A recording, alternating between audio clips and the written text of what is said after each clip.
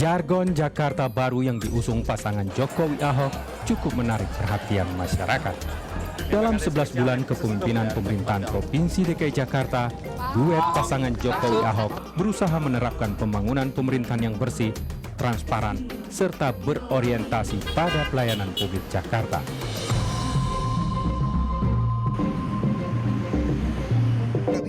Basuki Cahayapurnama Ahok, nama yang juga cukup diperhitungkan di kancah perpolitikan tanah air. Ini semua karena manuver dan sepak terjang Ahok memimpin DKI Jakarta mendampingi sang gubernur Joko Widodo. Pada posisinya sebagai wakil gubernur DKI Jakarta, apa makna Jakarta Baru di mata Basuki Ahok Cahayapurnama? Dan apa saja hal baru yang telah diberikan selama 11 bulan masa kepemimpinannya?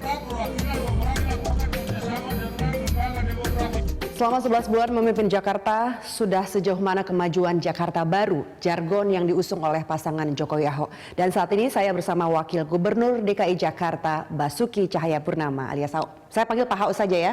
Ini katanya Anda baru pulang cuti, pulang kampung ke Bangka Belitung. Nah, kemudian saya juga baca sebuah media online menulis Basuki akhirnya pulang kampung. Ini kesannya kok sampai susah sekali sih mau dapat cuti, Pak Ahok? Bukan, saya bukan cuti. Sabtu Minggu memang libur kan. Cuman kadang-kadang Sabtu Minggu banyak sekali kegiatan. Ada acara-acara seremonial, jadi kami tidak pulang. Nah, kadang-kadang kan kalau Pak Jokowi juga tidak ada di tempat, kan lebih baik kita standby di sini gitu loh. Jadi kemarin itu hitungannya bukan cuti? Ya bukan cuti lah, bawa kawan-kawan wartawan juga kok. Sudah pernah cuti selama 11 bulan ini? Sebelum Lebaran cuti kemarin. Sebelum Lebaran, 5 hari. 5 hari? Pas ada cuti bersama itu. Ke Belitung? Enggak, saya Bali terusin ke Perth. Itu bisa recharging kesibukan dan kepadatan Anda sebagai Wakil Gubernur? Ya cari hotel yang di kampungnya di situ. Ya, Pak Basuki, jargon yang Anda usung bersama Pak Jokowi itu adalah Jakarta Baru. Nah, selama 11 bulan kepemimpinan Anda berdua, sudah sejauh manakah Jakarta Baru ini bisa diwujudkan? Ya, dari sisi, misalnya Jakarta Baru itu kita udah menghapus uang kerohiman. Jadi kita tidak mau lagi ganti uang kepada orang yang menduduki tanah negara. Kalau tanah swasta mau ganti, ya itu haknya swasta. Tapi kami tidak mau berikan. Bagaimana Anda duduk di tanah negara, kami harus kasih uang kerohiman. Yang ada Anda kami sediakan rumah susun, Anda tidak bisa ya udah tinggal di rumah susun.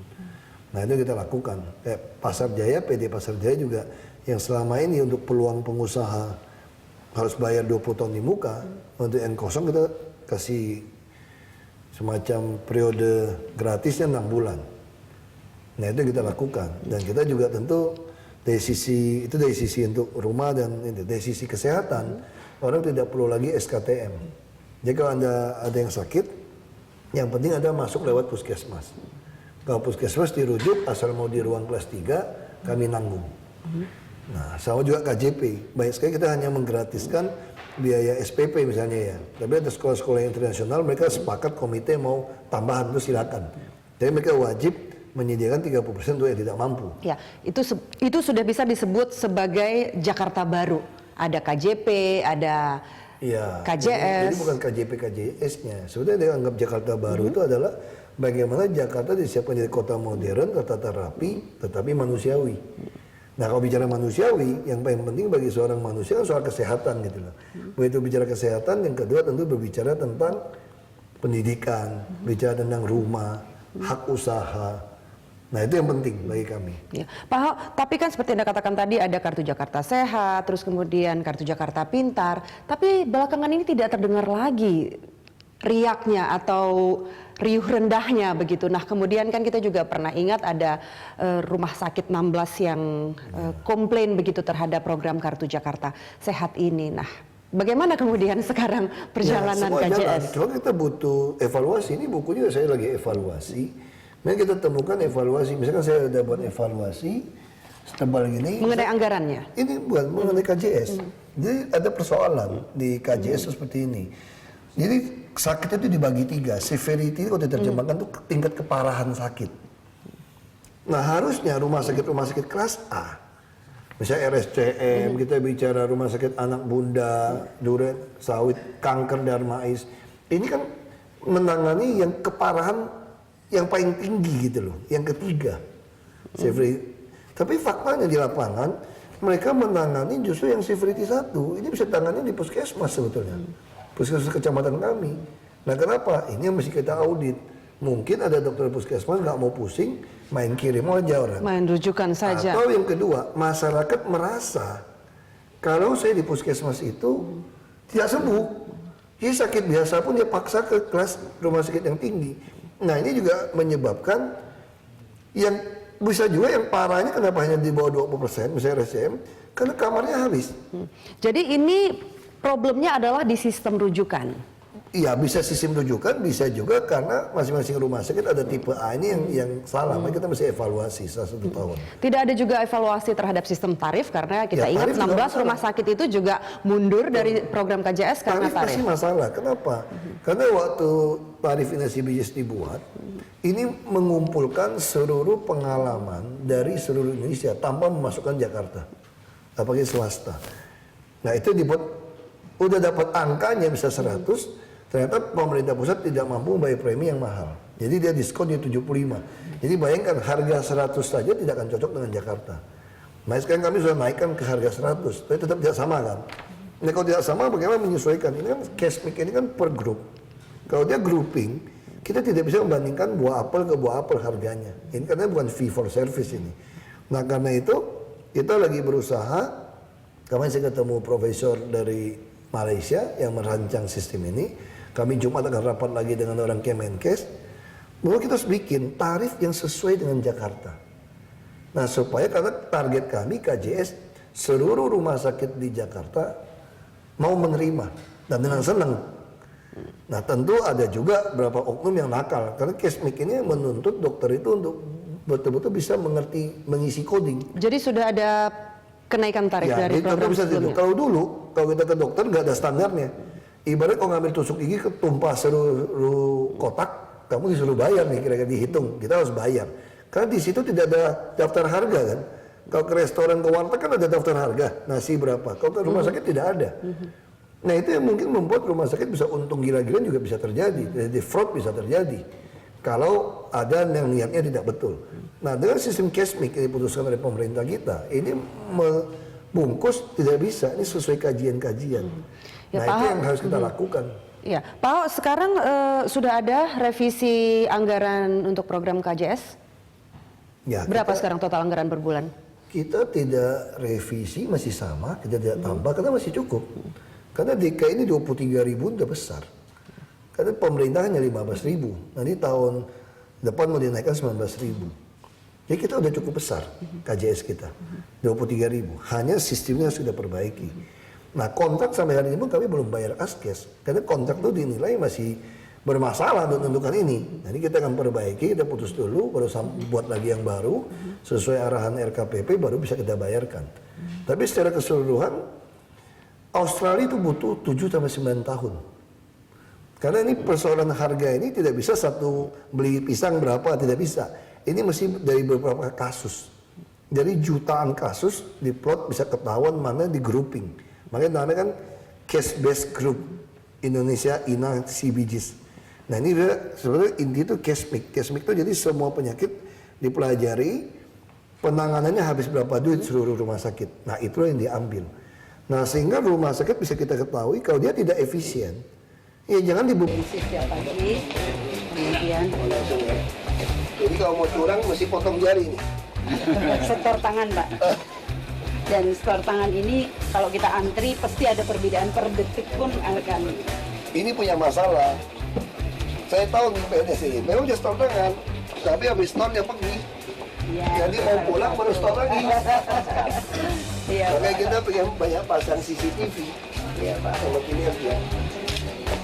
Dulu kalau ada PNS nongkrong di luar saya tangkep loh. Saya suruh tangkep. Dia masyarakat laporin. Kalau Jakarta susah terlalu rame. Nggak tahu tuh PNS mau buka baju ganti. Ya jadi jangan malu pakai baju PNS.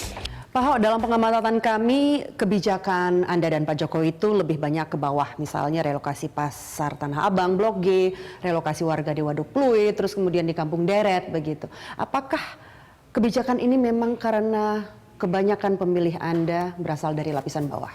Juga pemilih kami malah menengah ke atas saya kira. Ini bukan soal kita milih pangsa pasar, kita berbicara, kita melayanin orang gitu loh. Nah sekarang yang menengah ke atas itu apa sih yang mau dilayanin lagi? Kan surat menyurat supaya gampang. Sekarang kantor kelurahan sudah dibuka seperti bank. Kita juga buka, ada pengaduan sudah dibuka. Permintaan izin kalau ada yang minta uang lapor pada kami. Jadi untuk atas sudah tidak ada masalah juga. Terus yang menengah ini juga kalau sakit apa tidak bisa bangkrut? Bisa juga. Kita sudah sediakan juga kok. Asal Anda mau masuk dari puskesmas. Jadi sebetulnya tidak betul kalau kami pikirkan. Terus kita bicara tentang lalu lintas. Kita membangun transportasi massal, bukan menengah ke atas.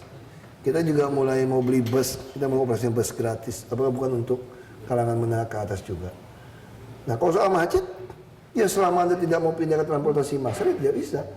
Anda yang bilang kaya-kaya sekali di kita dibandingkan dengan Eropa atau Singapura, apa kelas menengah kita sampai sana, yang kaya di sini apa mau jadi orang menengah di sana? Orang menengah di sana naik bus tuh, naik kereta kan. Persoalan kita kan di sini bus keretanya tidak nyaman, tidak aman. Sehingga hanya digunakan oleh lapisan bawah. Betul, kita harus beli. Tapi beli kan punya persoalan juga, mesti tender, ada masalah. Nah, Itu kami mau rubah sekarang lebih baik bus itu dimasukkan ke dalam e-katalog, bisa langsung beli. Sehingga beli busnya cepat. Nah kita mengatasi banjir, apa bukan untuk semua orang? Jadi sudah tidak benar kalau kita gunakan pangsa pasar. Ini kalau ditarik kesimpulan, yang paling benar begini dengan Pak Jokowi bilang, kami melakukan saja apa yang harus kami lakukan. Kami tidak melihat Anda mau pilih kami atau tidak pilih kami.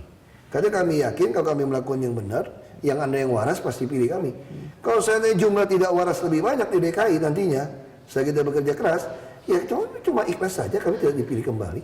itu sedikit kampanye terselubung, Pak. Ikhlas saja tidak terpilih kan? Iya, Pak Ho, kalau setiap hari Anda ke kantor itu kira-kira pukul berapa sih tibanya? Saya setengah 8. Setengah 8 sudah mulai bekerja. Kira-kira hal pertama yang Anda lakukan setiap datang ke kantor apa? Turun dari mobil kadang udah dicegat orang. Dicegat wartawan terutama. Bukan wartawan juga, masyarakat juga suka tunggu di bawah. Dia udah dengerin kasusnya. Dan kadang-kadang ada rapat-rapat yang terpaksa karena harus mendesak kami majukan di setengah 8. Dia mulai setengah 8 sebetulnya udah mulai rapat. Sampai makan siang pun kita sisipkan untuk dengerin orang atau rapat. Jadi sampai malam. Apakah bisa saya katakan hampir separuh waktu kerja Anda setiap hari untuk mendengarkan dengar dan mengambil putusan. Dengar dan mengambil putusan. Kita selalu kalau ngajuin sesuatu audiensi langsung kita minta SKPD mana yang terkait. Karena kita tidak ingin hanya dengar nanti prosesnya lama. Kita ingin setiap kali dengar harus diputuskan. Dan saya selalu membuat notulen kepada Pak Gubernur. Dan semua yang saya putuskan pasti yang saya tahu Pak Gubernur udah setuju. Karena saya sering bergaul dengar gitu kan. Nah kalau kira-kira saya ragu ya tentu saya tidak bisa putuskan. Tapi hampir semua saya udah ngerti maunya beliau seperti apa. Nah kalau rata-rata jam kerja Anda per hari itu berapa? Tergantung, bisa 10 jam ke atas. 10 jam ke atas? Ya. Karena biasanya bisa juga keluar dari balai kota juga masih melanjutkan kerja di rumah. Kalau pulang cepat ada rapat yang lain, paksa saya bawa pulang untuk tanda tangan di rumah. Tapi kalau tidak saya usahakan selesai semua berkas baru pulang. Itu mungkin bisa jadi contoh untuk birokrat di DKI ya. Birokrat DKI bagus, mereka juga banyak yang pulang malam. Banyak yang pulang malam. Pulang malam ya. juga sekarang. Nah ini berbicara soal birokrat dan birokrasi, pembenahan birokrasi di Pemprov DKI. Saya dengar Anda kecewa dengan hasil lelang jabatan lurah dan camat. Karena 60% dianggap tidak memuaskan. DKI kan susah pinter-pinter. Tapi yang kami maksud tidak memuaskan itu tidak punya hati untuk mau melayani, hati yang peduli. Makanya tes lelang itu adalah cara yang paling baik untuk mengetahui potensi kelakuan dari PNS. Kalau kecerdasan, bagus. DKI di atas rata-rata. Artinya willingness. Yang kita butuhkan ini apa? Care. Care itu artinya apa? Ya kalau kamu lihat ada sampah, lihat selokan, ada lihat orang tidak sekolah atau lihat rumah orang jelek, si lurah camat harus tahu. Jangan sampai Pak Gubernur atau saya yang dilaporin. Ada anak tidak bisa sekolah, masa lurah tidak tahu? Warganya cuma ngurus satu kelurahan saja. Anda punya perangkat RT RW yang kita gaji juga, ada posyandu juga, ada ibu PKK, itu harus tahu. Nah, dalam hasil tes itu tuh 60% itu sudah standar aja. Standar. Tapi kemudian soal kemauan untuk melayani. Ya, makanya kita dorong. Itu kan beruntung kan masih ada 40% yang lebih gesit kan. Nanti kan ada model, ada showcase untuk mempertontonkan transformasi ini gitu. Nah, dalam 3 kata, apa yang dituntut oleh Pak Jokowi dan Anda sebagai gubernur dan wakil gubernur terhadap lurah dan camat? Ya kami tuntut itu tadi, Anda harus melayani orang. Melayani. Iya. Yang kedua, tugas Anda membuat otak, perut, dan dompet warga Anda beres. Dan kenyang gitu kan. Yang ketiga, Anda harus manusiawi untuk care. Kamu harus perlakukan orang lain seperti keluarga kamu. Itu adalah keluarga kamu, anak-anak kamu. Nah itu yang penting. Nah, kalau pilih 3 kata. nah, tadi Anda katakan ini soal kemauan para birokrat untuk melayani itu belum memuaskan begitu. Ya. Nah, dengan kondisi seperti itu, kira-kira kapan Jakarta Baru bisa terwujud? Iya, saya kira sudah di jalur yang betul ya. Tapi 60% tidak memuaskan. Ya, kan bagus. Kita kan tes terus. Ini kita kan tes terus, lelang terus. Kepala sekolah, puskesmas. Yang tidak memuaskan juga kan bukan berarti tidak dibawa kan. Dia mau tidak mau dipaksa untuk didorong ikut gitu loh. Nah kita mulai evaluasi. Sudah banyak yang tahu. Bisa kepala dinas. Kita sudah instruksikan kepala dinas yang baik. Pertama, pasti dia memasukkan semua barang-barang tender pengadaan barang jasa ke dalam e-katalog LKPP, Lembaga Kajian Pengadaan Barang Jasa Pemerintah. Supaya apa? Supaya tidak ada permainan, langsung beli dan lebih murah, lebih cepat. Kalau dia masih mau tender, tidak mau dorong ke LKPP, berarti ini orang sudah niatnya nggak benar. Tapi Pak Ahok, 60% itu kan lebih dari separuh sebetulnya. Ya, apakah tidak ada alasan kita untuk kemudian agak pesimis dengan persentase tapi itu? bukti orang juga sudah lebih puas, walaupun masih ada yang main. Sekarang sudah rata-rata lebih puas. Ini juga berani kan? Kalau berani kita copot. Itu saya maksud gitu loh. Faktanya memang tidak langsung gesit seperti yang kita harapkan. Tapi lumayan dapat 40% yang mengerti konsep kami gitu loh. Nah kalau 60% nggak ngerti, kan sekarang dia jadi ngerti. Setelah dia ke tempat pun dia mulai ngerti. Mereka masing-masing berlomba. Mantan camat yang baik kita akan promosikan terus. Ya. Pak Ahok, sudah ada perubahan birokrasi lebih lanjut di Pemprov DKI seperti pergeseran kepala dinas, pergeseran para wali kota, begitu. Apa dampak yang terlihat? Ya, dampak kita mau geser lagi. Mau geser lagi. Nah ini bocoran berarti ini apa yang mau digeser dan siapa saja? Ya kita akan geser, nanti kita akan evaluasi lagi. Wali kota, kepala dinas? Wali kota bisa digeser, kepala dinas bisa digeser, terus juga banyak yang pensiun kan. Kapan itu dilakukan? Nah, cuma Di luar yang pensiun? Ya, mungkin Desember kita akan evaluasi lagi. Nah, tahun depan juga akan pensiun lagi. Jadi masalah kita adalah, kita kalau geser orang, di birokrasi ini agak lucu. Kalau yang tidak bagus, harusnya kan dicopot aja. Ini tidak bisa. Harus dimutasikan dulu? Dimutasikan ke eselon yang sama. Dan sialnya begitu Anda mau jadi calon sekda, syaratnya pernah 2 kali 3 kali pindah ke eselon yang sama. Jadi yang sering pindah-pindah eselon bukan orang pintar, justru yang kurang pintar eselon tes. Sebenarnya yang pintar terus di satu eselon nggak geser-geser kan. Nah, sehingga mengurangi kesempatan dia untuk menjadi sekda misalnya. Kita mau ubah konsep itu. Mungkin orang kalau tidak perform, kita turunkan nggak. Karakter kalem Gubernur Jokowi bertolak belakang dengan perangai agresif yang dimiliki wakilnya, Basuki Ahok Cahayapurnama. Lihat saja keberanian Ahok ketika menerima perwakilan demonstran pedagang kaki 5 Tanah Abang. Saat itu yang juga dihadapi Ahok adalah Wakil DPRD DKI Jakarta, Haji Lulung Lunggana. Ya kalau rasis juga saya lawan sampai mati lah, jujur aja. Kalau rasis saya lawan. Demikian pula saat Ahok menerima demonstran pengemudi bajai yang juga berlangsung alot. Jadi kalau Bapak seenak jidatnya Pak, membuat orang yang diangkut marah-marah sama kami Pak, kita berantem Pak. Saya ajak berantem aja. Ya pemirsa, kita lanjutkan dialog dengan Wakil Gubernur DKI Jakarta Basuki Cahayapurnama atau Ahok. Pak Ahok, Pak Jokowi itu seperti apa sih setiap hari misalnya, apakah selalu bertemu? Kami biasa pagi sebelum rapat bersama pasti ketemu. Berdua dulu rapat.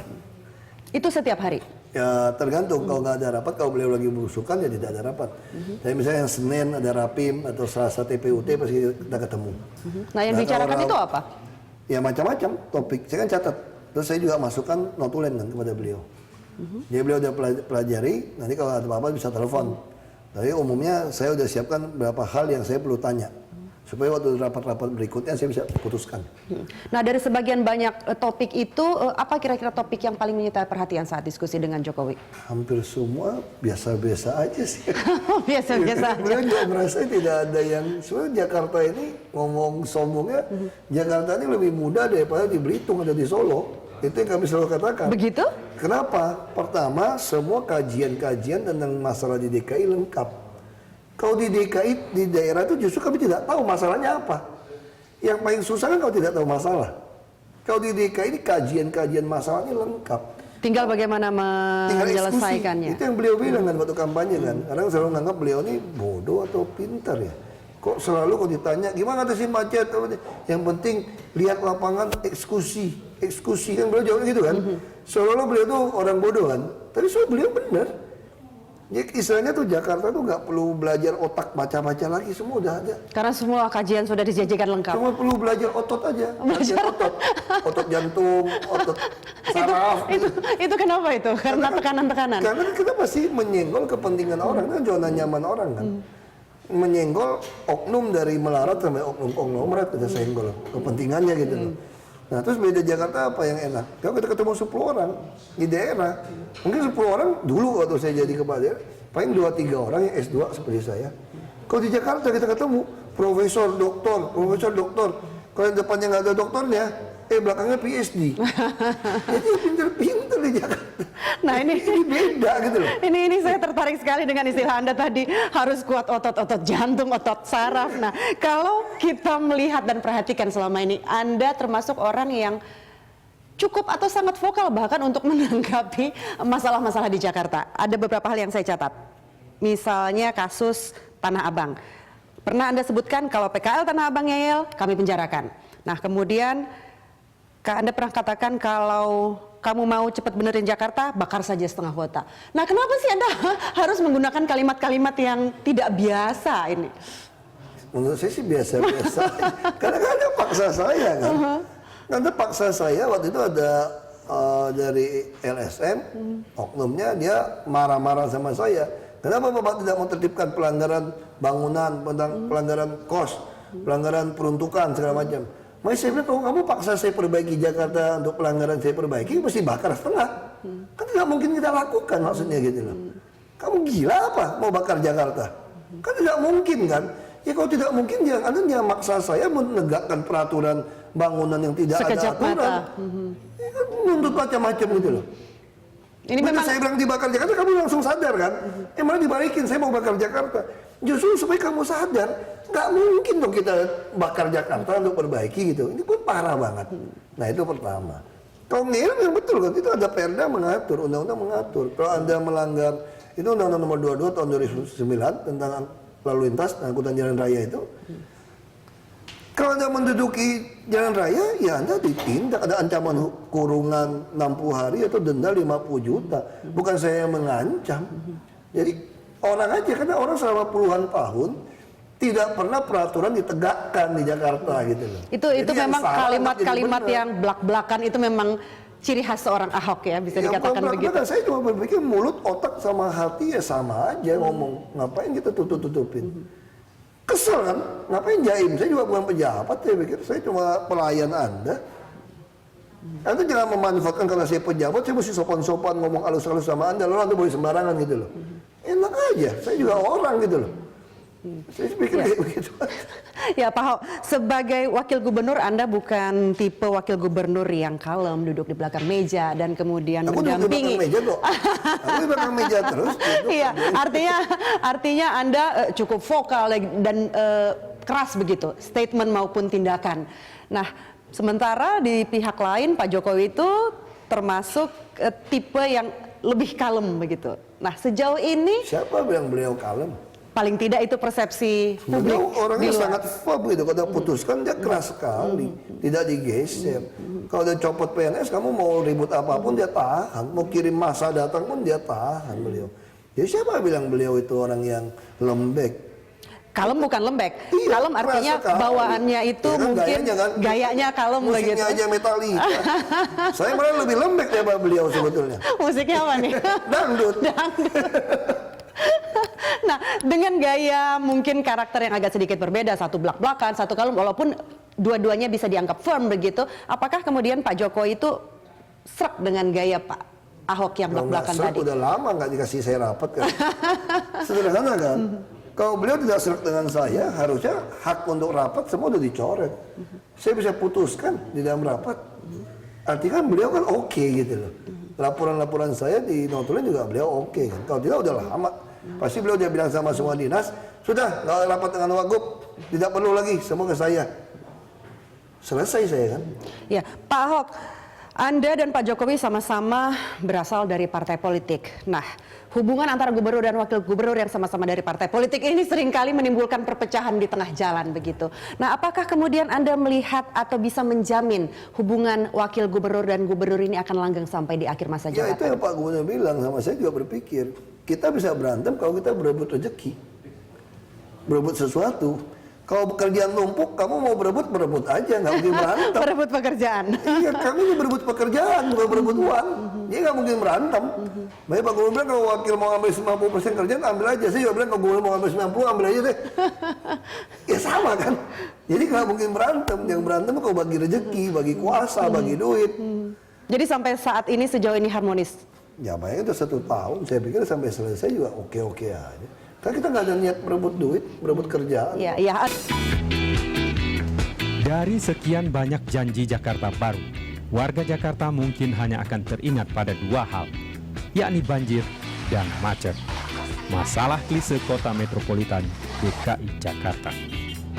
Namun tampaknya 2 masalah besar ini tidak juga akan tuntas di periode kepemimpinan Jokowi Ahok karena kompleksnya permasalahan. Yang beragama Kristen Protestan. Namun setidaknya apa saja yang akan diupayakan Pemprov DKI Jakarta untuk mengurangi dan menghambat tingkat keparahan macet dan banjir di DKI Jakarta ini? Ya, terima kasih pemirsa, Anda masih menyaksikan Bedah Politik dan saya masih bersama Wagub DKI Jakarta Ahok.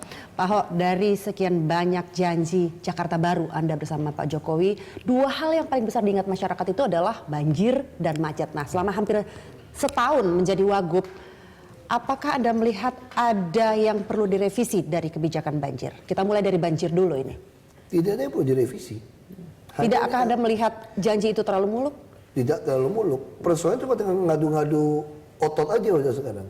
Karena hampir semua sungai itu jalan inspeksi dudukin dari rumah-rumah liar yang disewa-sewakan. Termasuk dibuat kios-kios. Semua saluran-saluran air di tengah kota dibangun kios-kios disewakan oleh oknum-oknum. Nah ini semua harus dibongkar.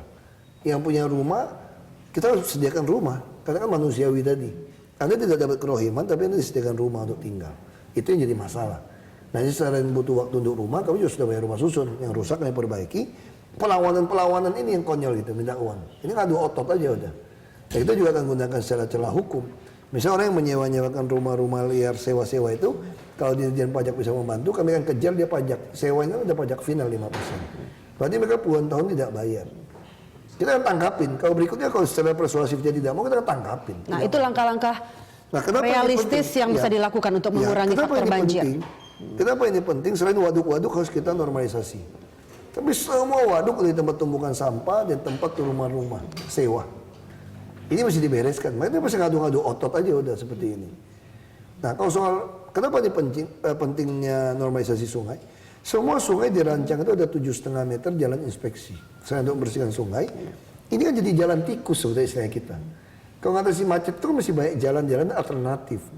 Jadi jalan alternatif ada 600 lebih sungai-sungai kecil, udah penuh dengan rumah. Kita bisa bayangkan kalau kita lihat peta sungai di DKI, ada 13 sungai utama, ada 600 lebih sungai-sungai kecil. Kalau kiri kanannya kita bikinkan jalan inspeksi, berarti Jakarta ini penuh jalan-jalan tikus, 7,5 meter itu bisa 2 mobil. Kalau 2 arah, arti itu 4 mobil. Ini 1 arah, 2 mobil, 2 mobil. Nah jadi ini terintegrasi juga sebetulnya kebijakannya antara banjir dan macet. Masalah kita bangun, kita lagi mau siapkan beli bus kan tender kemarin ada masalah saya bilang. Nah kita tidak ada perubahan, hanya perubahan masukin ke LKPP. Kita akan beberapa wilayah busnya ada bus turis gratis. Nah supaya kan mengurangi kemacetan, karena akan naik, misalnya Sudirman, Tamrin ini. Orang-orang kantor kenapa tidak kasih bus gratis yang 10 menit jalan? Iya, Pak Ahok, sebelum kita beralih ke macet ini, saya masih ingin menanyakan soal banjir. Dalam 4 tahun ke depan nanti, kira-kira apakah daerah-daerah di Jakarta yang selama ini menjadi langganan banjir bisa bebas dari banjir? Pasti banjir, kalau mereka nggak mau pindah. Saya anak geologi, kalau kamu tinggal di daerah aliran sungai, sungai itu udah dirancang dari Tuhan, alamnya udah begitu. Kenapa sungai itu ada penampang yang lebar, daerah aliran sungai istilahnya, yang subur. Itu yang udah dirancang, kalau hujan besar datang ya segitu batas airnya. Sekarang Anda buat rumah, ya pasti kena. Itu nggak usah diajarin. Dengan singkat kata, jangan berharap tidak banjir jika tidak mengikuti peraturan Anda harus keluar. Gubernur dan Wagub. Nah, kalau itu disiapkan rumah susun untuk Anda pindah, Anda tidak mau pindah, ya jangan ngeluh banjir. Kita paling kasih peringatan akan banjir nih. Kalau kamu masih ngotot, sungai nggak mau dilebarkan, nggak mau dirapikan, waduk-waduk kamu tidak mau. Nah, sama kalau tinggal di balik waduk, misalnya di waduk Pluit, 2,8 meter air di atas muka laut kalau lagi rob pasang. Itu kalau roboh, mati orang itu kerendam. Kalau mati nyalain kami lagi, dipindahkan ke rumah susun tidak mau terima, minta ganti 3 juta. Kan konyol gitu. Sekarang minta ganti mau dekat-dekat supaya kerja, kami mengerti. Kita beli tanah di Muara Baru, supaya bangunkan rumah susun. Tapi kita butuh waktu kan. Kita lagi bangun 8 blok sekarang, itu butuh Februari, Maret udah jadi. Nggak ketemu kontraktor Aladin bisa selesai semalam. Nah, dalam 4 tahun ke depan itu langkah yang diambil itu lebih persuasifkah atau lebih keras nanti? Kita udah persuasif, berikutnya kita akan mulai pidanakan kalau Anda melanggar. Jadi kita kan manusiawi, kita sediakan solusi gitu. Jadi kalau Anda tidak mau ya tindakan keras. Itu juga sebagai warning mulai saat ini ya? Kita udah kasih tahu terus. Sudah kasih tahu terus. Kita mulai melakukan tindak pidana ringan, mulai tangkapin PKL-PKL yang masih jualan di jalan. Kita mengerti kok. Misalnya contoh, di dalam Perda dikatakan tidak boleh jualan di taman. PKL. Kita katakan itu tidak masuk akal. PKL itu harus mendekatkan diri kepada orang banyak. Kalau taman Anda semakin bagus, semakin banyak yang datang ke taman itu. Maka itulah peluang untuk menolong PKL mendapatkan uang. Jadi kebijakan-kebijakan sebelumnya Anda anggap Ini aneh? harus dirubah. Tadi taman rusak gara-gara PKL. Ya kita didik dong. Kalau Anda habis goreng-goreng buang minyak tanaman mati, ini luas ini, saya usir Anda. Tapi kalau Anda memelihara ini, Anda boleh wariskan sampai anak menantu Anda. Inilah yang namakan menadministrasi keadilan sosial. Kan bisa dididik. Anda kasih peneng, jangan jual yang cat warna atau apapun, jelas. Kalau tidak, Ya. akan dipidana. Kita akan keluarkan Anda. Ya, Pak Ahok, dari banjir ini kita ke macet sedikit. Nah, dalam 11 bulan ini kok saya merasa sebagai warga Jakarta, Jakarta tambah macet? 4 tahun ke depan lebih macet. Kenapa? Karena kita mau menyelesaikan jalan sebidang kereta api. Kita mau menyelesaikan koridor 13, 14, 15 yang tidak pernah mau dibuat. Karena itu kan membuat kemacetan menyelesaikan koridor itu. Jalan-jalan hancur kita mesti perbaiki. Kita mau membuat MRT, monorail. Macet habis-habisan. Makanya sebagai orang politik, kami lebih suka tidak usah bikin. Atasi dengan cara yang lebih gampang. Karena itu kan lebih macet. Kalau selesainya MRT 2018, monorail semua dan mendekati 2016-17, Itu akan macet luar biasa. dan kami harus ikut lagi pemilu kada 2017.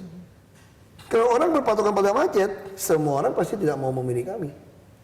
Baik, kami sudah rela. Anda tidak mau pilih kami pun terserah Anda. Tapi pola transportasi makro di Jakarta harus diselesaikan. Nah, tapi tidakkah kemudian ada upaya sosialisasi dari Anda berdua dengan Pak Jokowi bahwa pembangunan transportasi massal itu akan membuat Saya kira orang kemacetan lebih Jakarta, parah? makanya kita sudah tidak peduli mau sosialisasi gimana juga pasti dipakai lawan politik kan. Ya kita sudah tidak peduli. Seandainya kami nasibnya cuma menyelesaikan sampai 2017, ya sudah. Tapi Anda siapapun tidak bisa lagi menyetop pola transportasi makro di DKI, transportasi massal. Iya. Pak Ahok, ada rencana atau wacana kebijakan mobil murah belakangan ini. Ini tambah memusingkan Anda tidak? Enggak, Pak Gubernur udah kirim surat kepada Wapres bahwa kebijakan ini bertentangan dengan Wapres yang mengatasi kemacetan di ibu kota.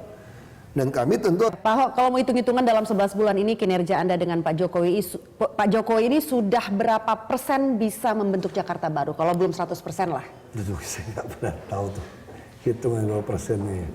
Kira-kira berapa jauh lagi dari Makanya tergantung nih maksud Jakarta yang baru kota direncanakan. modern seperti apa.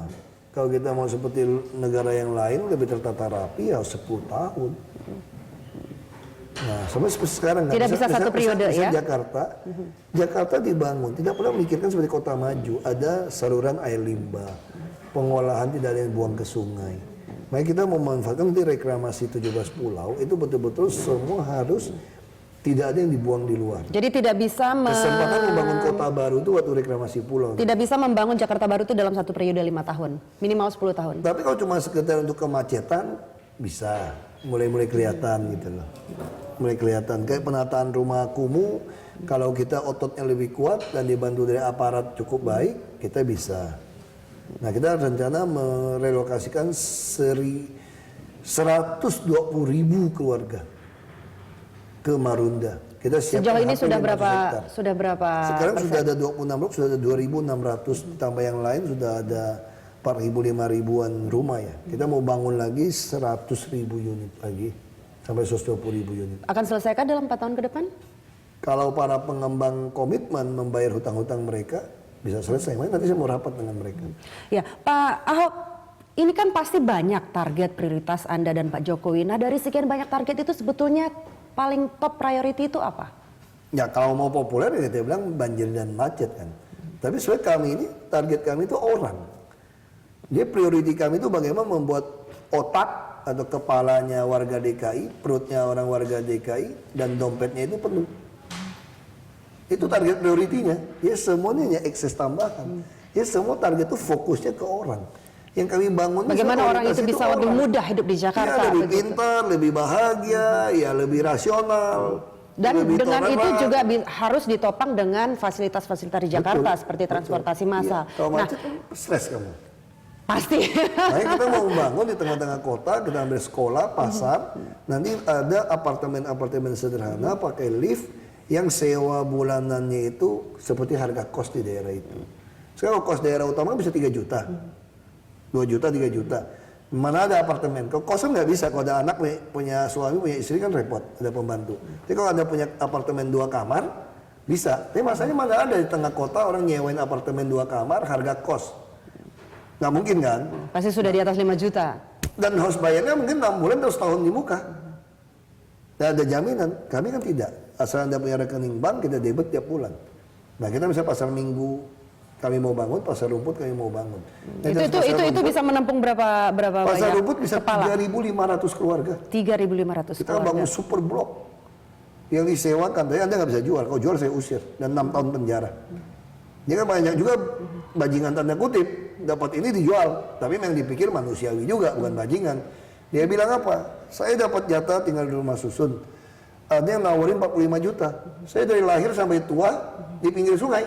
Tidak punya uang. Sekarang dia nawarin 45 juta. Saya ambil aja uangnya, saya balik ke sungai. Manusiawi juga kan. Ya, tapi Dia Pak harus Ahok buat peraturan jadi. harus buat peraturan. Tapi untuk membuat peraturan dan meloloskan kebijakan Anda dan Pak Jokowi ini kan Anda juga harus tanda petik bertarung dengan DPRD. Ya DPRD juga rasional kan. Mereka juga mau dipilih kembali. Kalau Anda melawan kami yang tidak rasional, Anda akan habis. Ini kan Jakarta beda dengan di kampung penuh media. Dan di DPRD banyak yang baik-baik, kok juga datang DPRD. DPRD nggak semua yang aneh-aneh kok. Tapi Rata-rata baik-baik. dalam catatan saya Pak Ahok, ada beberapa proyek yang masih terganjal di DPRD kabarnya. Misalnya suntikan dana kepada Bank DKI, kemudian pendirian BUMD PD Transjakarta. Apa yang terjadi? Mereka lagi proses, biarin aja. Memang masih terganjal? Ya, bukan terganjal, saya nggak tahu pikiran mereka apa ya, biarin aja. Nanti juga sadar sendiri. Kalau tidak sadar kan bagus. 2014 kan ganti. Lalu bagaimana dengan proyek MRT? Jalan aja. Kapan? Nanti Oktober mau pemancangan pertama. Kemudian kapan bisa jalan setelah pemancangan pertama 2018. itu? 2018. Nah, Pak Ahok ini kan suntikan dana untuk Bank DKI dan pendirian BUMD PD Transjakarta ini masih di tangan DPRD sekarang. Sebetulnya seberapa urgent bagi Anda dan Pak Jokowi proyek ini? Ya urgent, Bank DKI itu urgent. Dari hasil audit BI kan dia harus menyediakan dana cadangan. Itu ada persyaratan BI, bukan saya mau sok-sokan mengkasihkan dana. Kalau DPRD tidak mau kasih izin, ya diketawain orang, biarin aja. Nah, selain 2 proyek itu, apalagi proyek-proyek Anda dan Pak Jokowi yang masih terganjal di DPRD? Yang rumah sakit juga sama, Murti Years juga sempat kehadang juga rumah sakit di Jakarta Selatan. Sekarang Rumah juga sudah sakit, oke. kemudian? Ya agak pelan waktunya kan, ya biarin saja. Apalagi yang masih terganjal Pak Ahok? Yang lain sih relatif tidak ada yang masalah ya. Nah, Yang soal iklan masih mereka bahas. soal iklan luar ruang. Iya. Pak Ahok, saya pernah membaca di sebuah media online, tulisannya begini, haruskah Jokowi Basuki mengalah kepada DPRD? Sejauh ini